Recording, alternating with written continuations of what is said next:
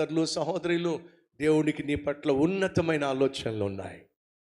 నిన్ను ఉన్నతమైన స్థితికి తీసుకువెళ్ళాలి. నీ చదువులో, నీ ఉద్యోగంలో, నువ్వు చేసే సేవలో, నీ యొక్క వ్యక్తిత్వంలో దేవుడు నిన్ను బహుగా దీవించాలి అని ఆశపడుతున్నాడు. అలాగే నిన్ను కన్నటువంటి అమ్మ నాన్న నీ పట్ల కలలు కంటున్నారు. నువ్వు ప్రయోజకుడు కావాలి, పైకి రావాలి, 10 మందికి మేలు చేయాలి, 10 మందికి ఆదర్శంగా ఉండాలి, 10 మందికి ఆశీర్వాదంగా ఉండాలి. అమ్మ నాన్న కలలు కంటున్నారు. నువ్వేమో నేలబారు జీవితం జీవిస్తున్నావు. పనికి మాలిన సర్కిల్లో ఉన్నావు. చదువు సంధ్య లేని సర్కిల్లో నువ్వు ఉన్నావు.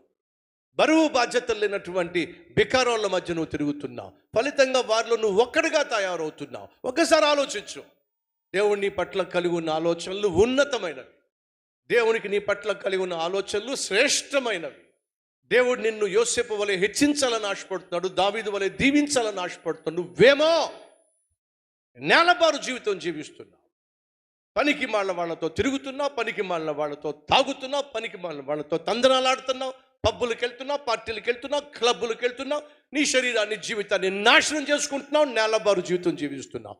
కాబట్టే కన్న అమ్మకు నాన్నకు సంతోషాన్ని ఇవ్వలేకపోతున్నావు. నిన్ను సృష్టించిన దేవుణ్ణి కూడా నువ్వు ఏడిపించేస్తున్నావు. లే, ఆ చెత్త గ్యాంగ్ నుంచి బయటికి రా.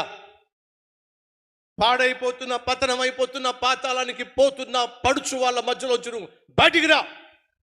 ఎప్పుడైతే ఆ చెత్త గ్యాంగ్లో నుంచి నువ్వు బయటకు వస్తావో, తొట్టి గ్యాంగ్లో నుంచి నువ్వు బయటకు వస్తావో, అప్పుడే బాగుపడతావు.